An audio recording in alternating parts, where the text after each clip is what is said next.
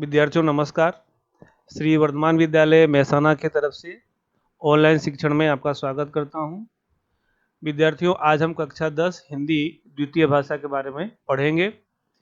आज हम हिंदी में पाठ नंबर 2 जिसका नाम है बूढ़ी काकी, इसको 2 भाग में हमने पढ़ने का निश्चय किया था। इसके पहले हमने पाठ 2 का भाग नंबर 1 पढ़ लिया है और आज हम पाठ का भाग नंबर 2 पढ़ेंगे और समझेंगे। चलिए तो आगे बढ़ते हैं। पिछले भाग में हमने जहाँ से हमने छोड़ा था उसके आगे जो हम पाठ का जो पठन शुरू करते हैं। चलिए।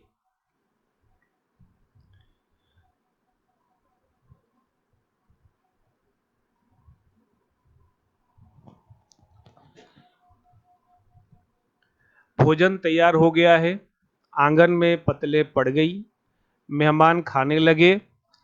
स्त्रियों ने जेवनार गीत गाना आरंभ कर दिया।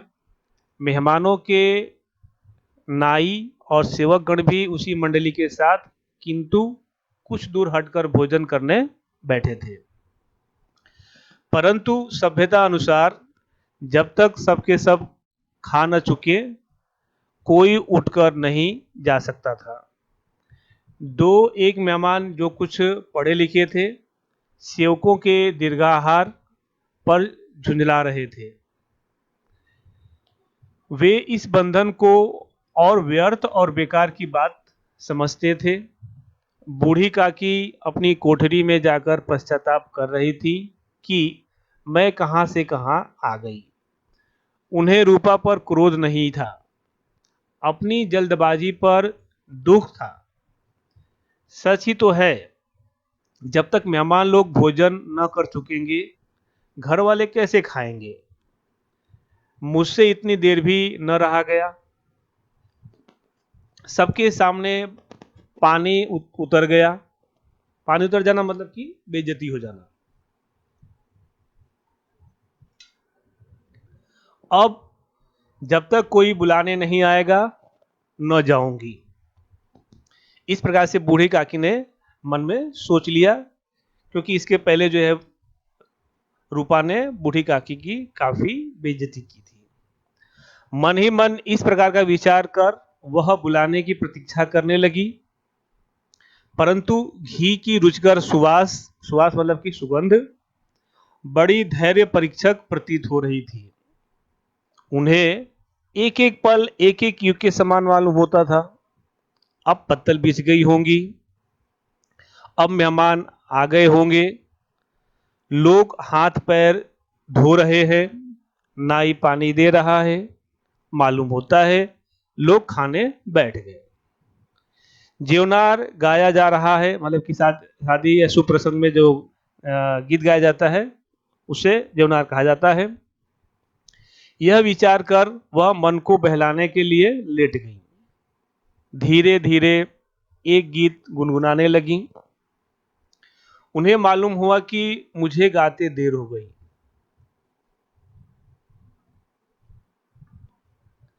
क्या इतनी देर तक लोग भोजन कर ही रहे होंगे? किसी की आवाज सुनाई नहीं देती। अवश्य ही लोग खा पी कर चले गए। मुझे कोई बुलाने नहीं आया। रूपा चिढ़ गई है, क्या जाने न बुलाए, ऐसा बूढ़ी काकी सोचने लगती है। सोचती हूं कि आप ही आएंगी, वह कोई मेहमान नहीं है जो उन्हें बुलाऊं। बूढ़ी काकी चलने को तैयार हुई। यह विश्वास कि 1 मिनट में पूड़ियां और मसालेदार तरकारियां सामने आएंगी। तरकारियां मतलब कि सब्जी।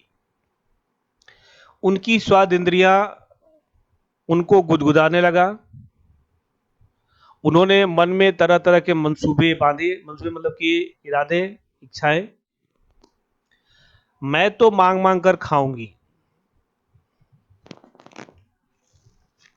पहले तरकारी से पूड़ियां खाऊंगी, फिर दही और शक्कर से। कचौरियां रायते के साथ मजेदार मालूम होंगी। चाहे कोई बुरा माने चाहे भला, मैं तो मांग मांग कर खाऊंगी। यही ना लोग कहेंगे कि इन्हें विचार ही नहीं है। कहा करें, इतने दिन के बाद पुड़ियां मिल रही हैं तो मुंह जूठा करके थोड़े ही उठ जाऊंगी, ऐसा बूढ़ी काकी जो है सोचने लगती है। वह उकड़ू बैठकर सरकते हुए आंगन में आई, परंतु हाय रे दुर्भाग्य, अभिलाषा ने अपने पुराने स्वभाव के अनुसार समय की मिथ्या कल्पना थी। मतलब कि जो कुछ भी सोचा था वो कल्पना जो है क्या हो गया, झूठी हो गई। मेहमान मंडली अभी बैठी हुई थी। कोई खाकर उंगलियां चाटता था, कोई तिरछे नेत्रों से देखता था कि और लोग भी अभी खा रहे हैं या नहीं। कोई इस चिंता में था कि पत्तल पर पूड़ियां छूटी जाती हैं, किसी तरह इन्हें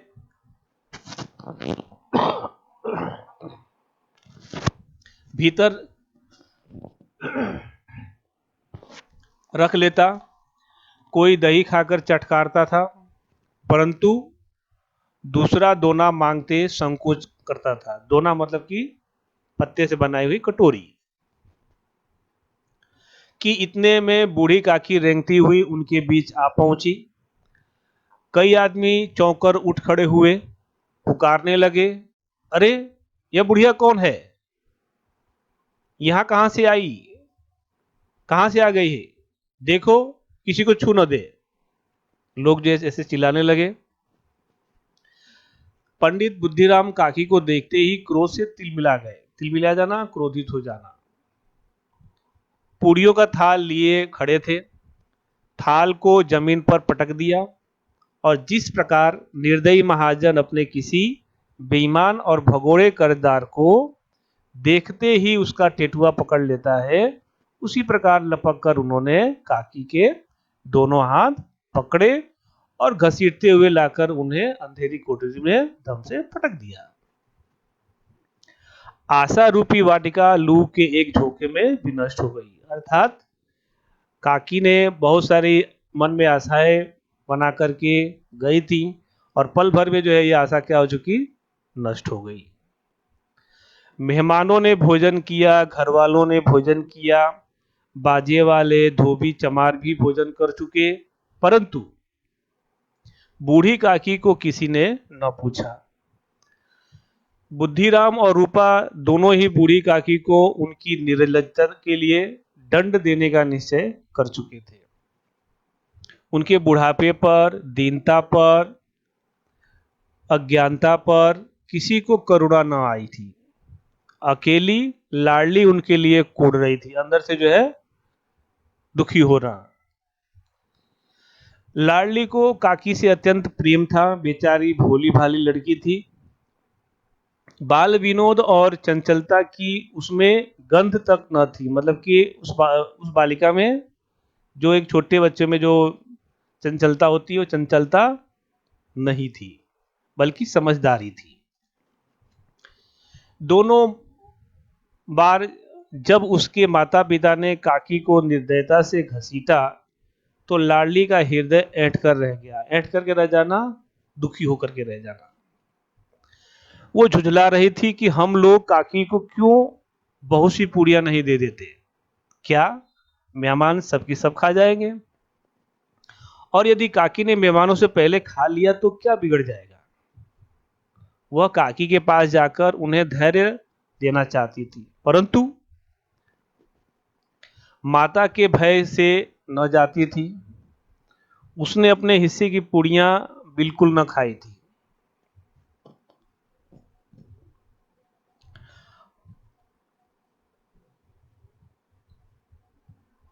अपनी गुड़िया की पिटारी में बंद करके रखी थी। मतलब कि जो पिटारी मतलब कि जो कपड़े का जो पोटली होता है, जो बक्सा जैसा छोटा सा बक्सा होता है, उसको जो पिटारी कहते थे, जिसमें लाडली जो है अपने खेलने के सामान आदि जो है रखती थी। उन पूड़ियों को काकी के पास ले जाना चाहती थी। उसका हृदय अधीर हो रहा था, अधीर होना, व्याकुल होना। बूढ़ी काकी मेरी बात सुनते ही उठ बैठेंगी, मतलब कि लाडली जो है काफी देर तक सोचती है, जो है मैं बूढ़ी काकी के पास कैसे ले जाऊंगी, जब उनके पास ले जाऊंगी तो बूढ़ी काकी कितनी खुश हो जाएंगी, पूड़ियां देखकर कैसी प्रसन्न होंगी, मुझे खूब प्यार करेंगी, ऐसा जो है लाडली सोचती है। रात को 11 बज गए थे। रूपा आंगन में पड़ी सो रही थी। लाडली की आंखों में नींद न आती थी। काकी को पूड़ियां खिलाने की खुशी उसे सोने न देती थी। उसने गुड़ियों की पिटारी सामने रखी थी। जब विश्वास हो गया कि अम्मा सो रही हैं तो वह चुपके से उठी और विचरने लगी, मतलब कि घूमने, मतलब बाहर निकलने लगी। फिर सोचती है कैसे चलूं, चारों ओर अंधेरा था, केवल चूल्हों में चमक रही थी, मतलब कि चूल्हे थे उसमें जो है आग जो है जल रही थी, और चूल्हों के पास एक कुत्ता लेटा हुआ था।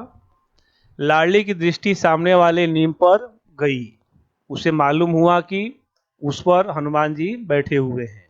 उनकी पूंछ, उनकी गदा वह स्पष्ट दिखाई दे रही है। मारे भय के उसने आंखें बंद कर ली। इतने में कुत्ता उठ बैठा। लाडली को ढांढस हुआ, ढांढस हुआ मतलब कि हिम्मत आना। सोए हुए मनुष्यों के बदले एक भागता हुआ कुत्ता उसके लिए अधिक धैर्य का कारण हुआ। मतलब कि सारे लोग तो सो रहे थे, सिर्फ एक ही कुत्ता जो है जग रहा था, उसको देख करके लाडली के अंदर जो है हिम्मत आती है। उसने पिटारी उठाई और बूढ़ी काकी की कोठरी की ओर चली। बूढ़ी काकी को केवल इतना स्मरण था कि किसी ने मेरे हाथ पकड़कर घसीटे, फिर ऐसा मालूम हुआ कि जैसे कोई पहाड़ पर उड़ाए लिए जाता है। अर्थात जब बुद्धिराम जो है काकी को घसीट के जो है ला रहा था, तो उस समय क्या होता है कि उसको बूढ़ी काकी का सिर जो टकराता है और वो जो है बेहोश हो जाती हैं। उसके बाद क्या हुआ उन्हें पता चलता नहीं है। उनके पैर बार बार पत्थरों से टकराए, तब किसी ने उन्हें पहाड़ पर से पटक दिया और वे मूर्छित हो गई। मूर्छित हो जाना अर्थात बेहोश हो जाना। जब वे सचेत हुई, सचेत मतलब कि मूर्छा से बाहर आना, होश आना, तो किसी की जरा भी आहट न मिलती थी। आहट मतलब पैरों से आने वाली आवाज को आहट कहते हैं। समझी कि सब लोग खा पी कर सो गए और उनके साथ मेरी तकदीर भी सो गई। रात कैसे कटेगी, राम क्या खाऊं, पेट में अग्नि धधक रही है। पेट में अग्नि धधकना मतलब कि काफी तेजों की भूख लगना। हाँ, किसी ने मेरी सुधि न ली। सुधि न लेना मतलब हालचाल लेना। तो किसी ने मेरी सुधि न ली मतलब मेरा हालचाल भी किसी ने न पूछा। क्या मेरा पेट काटने से धन जुड़ जाएगा। इन लोगों को इतनी भी दया नहीं आती कि न जाने बुढ़िया कब मर जाए, उसका जी क्यों दुखावे। मैं पेट की रोटियां ही खाती हूं कि कुछ और। इस पर यह हाल, मैं अंधी अपाहिज ठहरी, न कुछ सुनूं न बूझूं। बूझूं मतलब जानना। यदि आंगन में चली गई तो क्या बुद्धिराम से इतना कहते न बनता था कि काकी अभी लोग खाना खा रहे हैं, फिर आना। मुझे घसीटा पटका। उन्हीं पूड़ियों के लिए रूपा ने सबके सामने गालियां दी। उन्हीं पूड़ियों के लिए इतनी दुर्गति करने पर भी उनका पत्थर का कलेजा न पसीजा। सबको खिलाया, मेरी बात तक न पूछी। जब तक ही न दी तब अब क्या देंगे, यह विचार कर काकी निराशामय संतोष के साथ लेट गई। ग्लानि से गला भर आता था। ग्लानि मतलब अपने आप पर जो है पछतावा करना, गला भर आना, दुखी हो जाना। परंतु मेहमानों के भय से रोती न थी। सहसा कानों में आवाज आई, काकी उठो, मैं पूड़ियां लाई हूं। काकी ने लाडली की आवाज पहचानी, बोली पहचानी, झटपट उठ बैठी। दोनों हाथों से लाडली को टटोला, टटोला मतलब कुछ खोजना, और उसे गोद में बिठा लिया। लाडली ने पुड़िया निकालकर दी। काकी ने पूछा, क्या तुम्हारी अम्मा ने दी है? लाडली ने कहा, नहीं, यह मेरे हिस्से की है।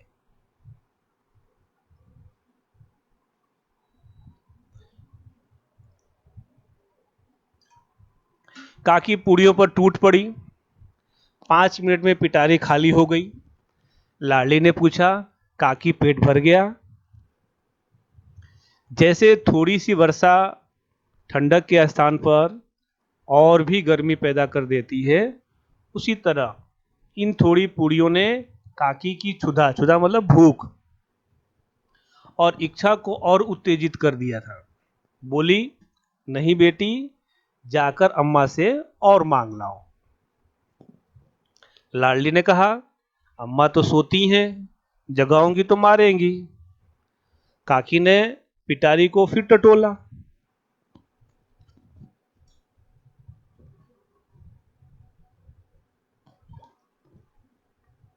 उसमें कुछ खुरचन गिरी थी। खुरचन मतलब कि जो उसमें टूटी फूटी पूड़ियों का होता है, पूड़ियों का जो टूटा फूटा होता है उसे खुरचन कहते हैं। बार बार होंठ चाटती थी, चटकारे भरती थी। हृदय महसूस रहा था। हृदय जो क्या कर रहा था? महसूस करना, पछतावा करना कि और पूड़ियां कैसे पाऊं। संतोष सेतु जब टूट जाता है तब इच्छा का बहाव अपरिमित हो जाता है। अर्थात जब संतोष का बांध टूट जाता है तो इच्छाएं क्या हो जाती हैं? नियंत्रण से बाहर चली जाती हैं। मत वालों को मद का स्मरण करना उन्हें मदअंध बनाता है। काकी का अधीर मन इच्छाओं के प्रवाह में बह गया। अर्थात काकी भी जो है, काकी का जो अधीर मन था, जो पूड़ियाँ प्राप्त करने की जो उनकी अधीर इच्छा हो रही थी, खाने की जो इच्छा हो रही थी, वो इच्छा जो है और प्रवाहित होती जा रही थी। खाने की और प्रबल इच्छा बढ़ती जा रही थी। उचित और अनुचित का विचार जाता रहा। काकी को जो है क्या उचित है, क्या अनुचित है, क्या सही है, क्या गलत है, वह विचार जो है उनके मन से चला गया। सिर्फ जो है उन्हें खाने की पड़ी थी।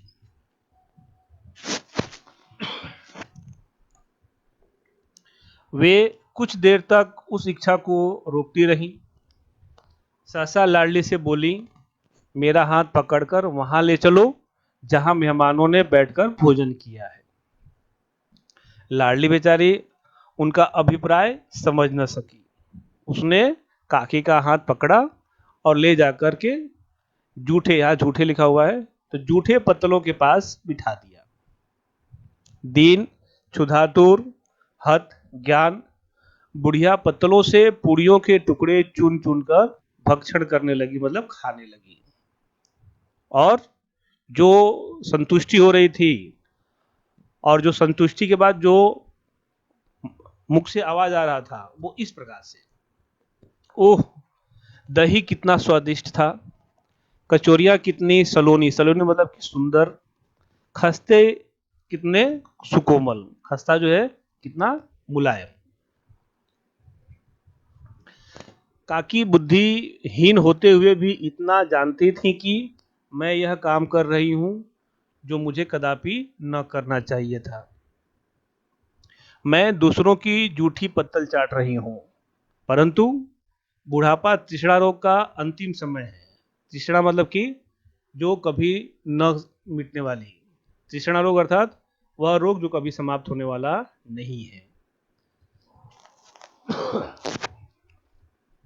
जब संपूर्ण इच्छाएं एक ही केंद्र पर आ जाती हैं या आ लगती हैं, बूढ़ी काकी में यह केंद्र उनकी स्वाद इंद्रियां थी।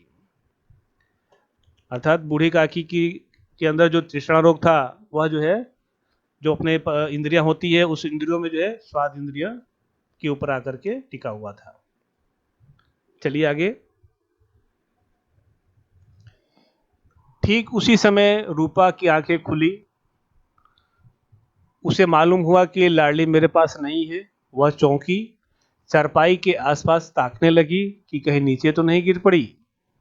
उसे वहां न पाकर वह उठी तो क्या देखती है कि लाडली जूठे पत्तलों के पास चुपचाप खड़ी है और बूढ़ी काकी पत्तलों पर से पूड़ियों के टुकड़े उठा उठा कर खा रही है।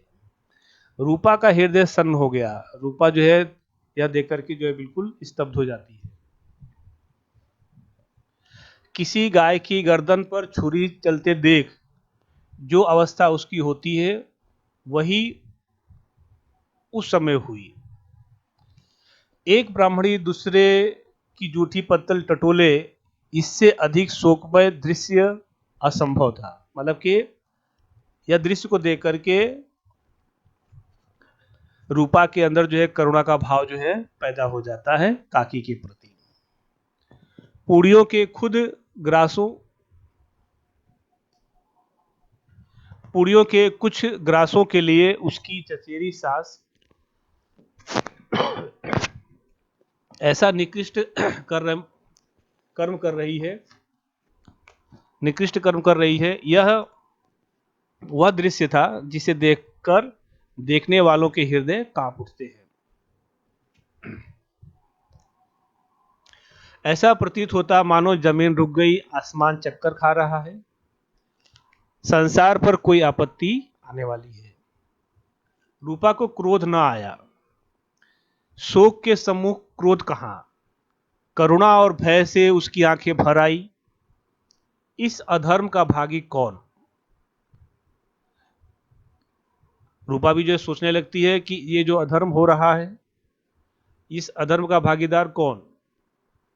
उन्होंने सच्चे हृदय से गगन मंडल की ओर देखा, आकाश में देखा, हाथ उठाकर कहा, परमात्मा मेरे बच्चों पर दया करो, इस अधर्म का दंड मुझे मत दो, नहीं तो मेरा सत्यानाश हो जाएगा।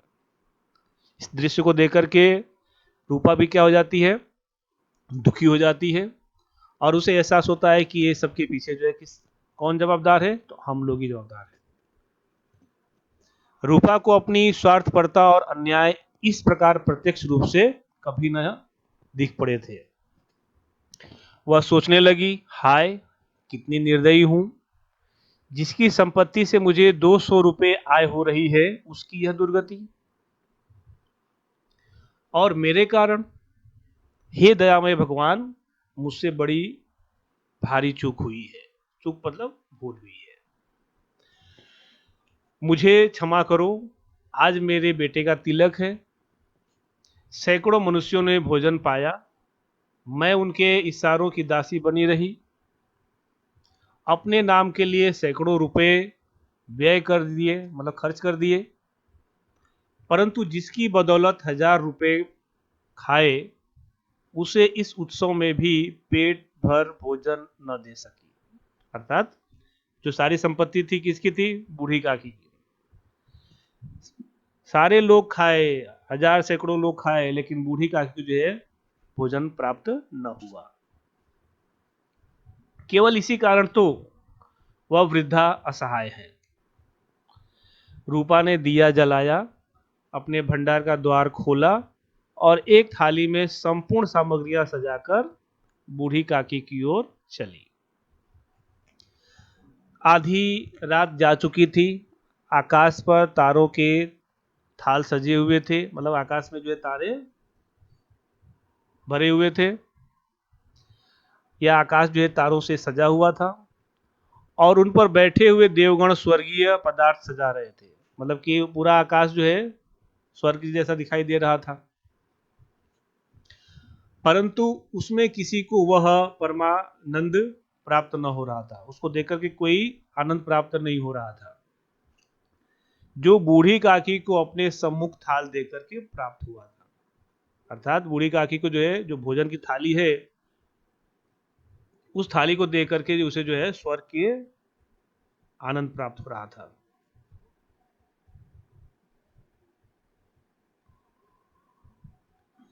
रूपा ने कंठारुद्ध स्वर में कहा, काकी उठो, भोजन कर लो, मुझसे आज बड़ी भूल हुई है, उसका बुरा न मानना। परमात्मा से प्रार्थना कर दो कि वह मेरा अपराध क्षमा कर दे। इस प्रकार से जो है रूपा को भी पछतावा है, अपने गलती के जो है उससे आत्मग्लानि भी हो रही है, और कहती है, भोले भाले बच्चों की भांति जो मिठाइयां पाकर मार और तिरस्कार सब कुछ भूल जाता है। छोटे बच्चों की आदत होती है कि भाई डांट भी पड़ती है, फटकार भी पड़ती है, और जैसे जो है उन्हें कुछ मिष्ठान मिल जाते हैं, बच्चे जो है वो मारपीट जो है भूल जाते हैं। ठीक उसी प्रकार से बूढ़ी काकी वैसे ही सब भुलाकर बैठी हुई खाना खा रही थी। यानी जो बूढ़ी काकी के ऊपर जो अत्याचार हुए, उसका अपमान हुआ, सारा अपमान जो है इस खाने की थाली को देख करके वो भूल जाती है। उनके एक एक रोए से सच्ची सदिच्छाएं निकल रही थी। जैसे जैसे जो काकी भोजन पा रही थी, वैसे वैसे जो है उसके मन से अच्छी अच्छी विचार पैदा हो रहे थे, सबके लिए जो है अच्छी अच्छी दुआएं निकल रही थी, आशीर्वाद निकल रहे थे। और रूपा बैठी स्वर्गीय दृश्य का आनंद लेने में निमग्न थी। मतलब कि ये दृश्य को देख करके, कौन सा दृश्य, जब बूढ़ी काकी जो है खाना जो है खा रही हैं, और खाने में जो उनको संतुष्टि हो रही है, जो आनंद प्राप्त हो रहा है, उस आनंद को देख करके जो है रूपा को भी क्या मिल रहा है, स्वर्ग का आनंद प्राप्त हो रहा है। उसको देखने में वह निमग्न हो जाती है। इस प्रकार से यह इस पाठ 2 बूढ़ी काकी जो है यहाँ पर पठन पूरा होता है। मुझे पूरा विश्वास है आपको जो है समझ में आ गया होगा।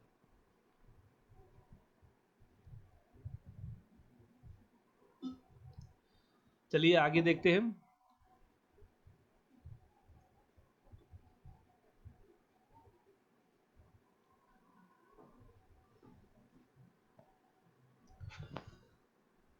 इस पाठ का जो है सारांश और उसका क्या उद्देश्य है। इस बूढ़ी काकी जो पाठ है, इस कहानी में यही बताया गया है कि बुढ़ापा जो है बचपन का पुनरागमन होता है। यानी बुढ़ापा और बचपन जो है दोनों एक समान होता है। यह जो कहानी है वह कहानी एक बूढ़ी स्त्री के आसपास जो है बुना गया है, जिसे गांव के लोग जो है काकी कह के पुकारते थे। बालक जो है उसका जो है मजाक भी उड़ाते थे। उसके जो परिवार वाले होते हैं, जो परिजन होते हैं, उनकी मृत्यु हो जाती है।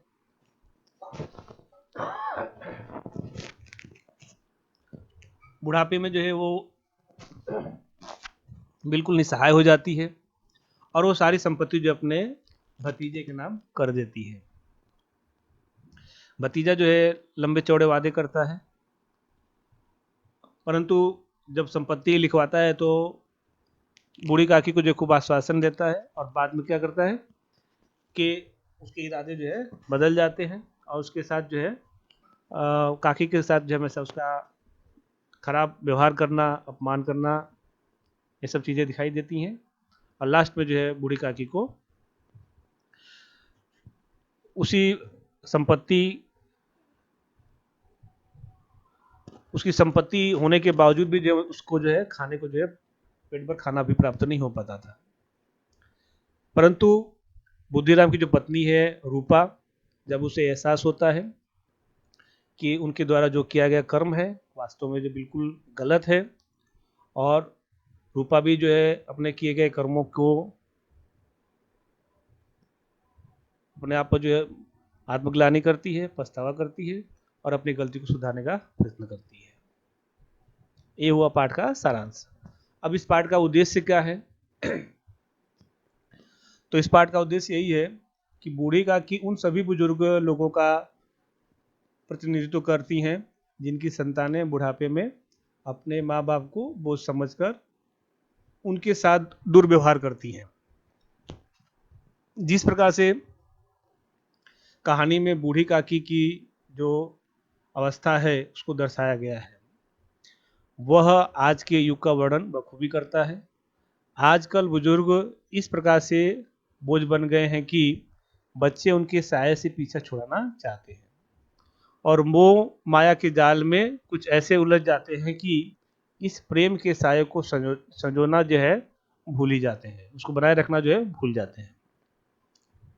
बूढ़े लोग खुद को चार दीवार में कैद समझ बात करने के लिए आसरों को तरसते हैं। कहानी का अंत होते हुए काकी की बहू को उसकी गलतियों का एहसास होता है और जो सारे गिला शिकवा होता है वो भूल जाती हैं और एक ही क्षण में जो है उनको माफ कर देती है। जिस प्रकार कहानी में जो है भावनाओं को जो है देखा गया है, इन भावनाओं को जो है काफ़ी प्रचुर मात्रा में समावेश किया गया है। ये इस पाठ का जो है उद्देश्य हो गया। चलिए आगे देखते हैं।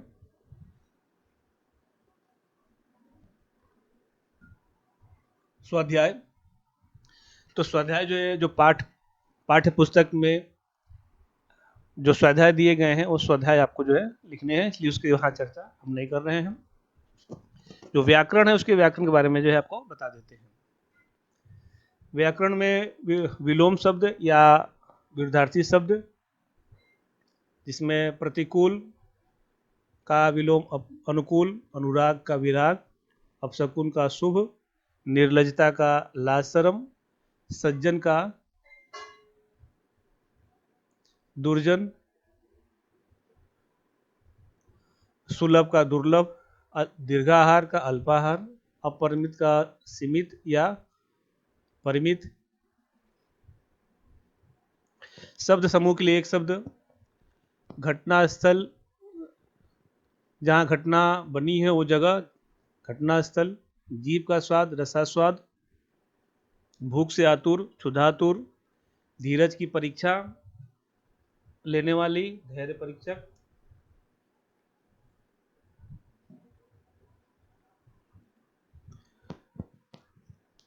अब ये समास के बारे में विस्तृत परिचय जो है बाद में आपको दिया जाएगा, परंतु ये संक्षिप्त में आपको बता रहा हूँ।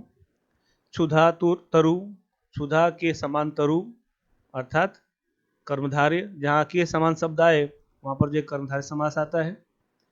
सदिच्छाएं, सत के समान इच्छाएं, कर्मधारय समास। क्षुधावर्धक, क्षुधा में वृद्धि करने वाली, यानी जो में से के शब्द आए तो वहाँ पर क्या हो जाता है, कारक चिन्ह आते हैं और वहाँ पर तत्पुरुष समास हो जाता है। रसास्वादन, रस का आस्वादन, तत्पुरुष समास। संधि विच्छेद, परमानंद, परम आनंद, अर्धांगिनी, अर्धांगिनी, परमात्मा, परम आत्मा।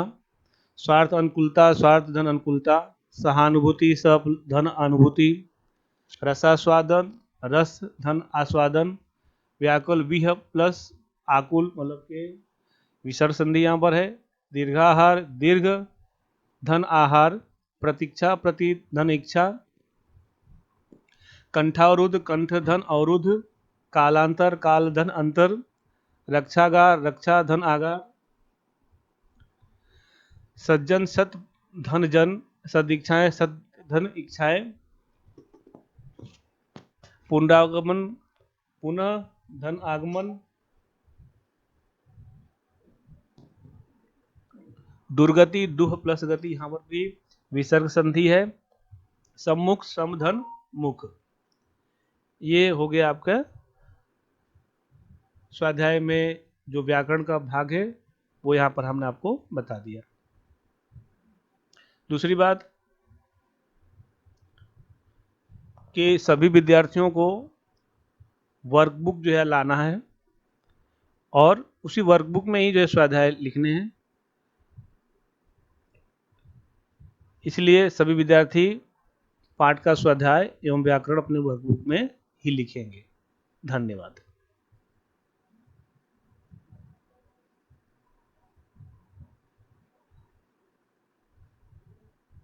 कि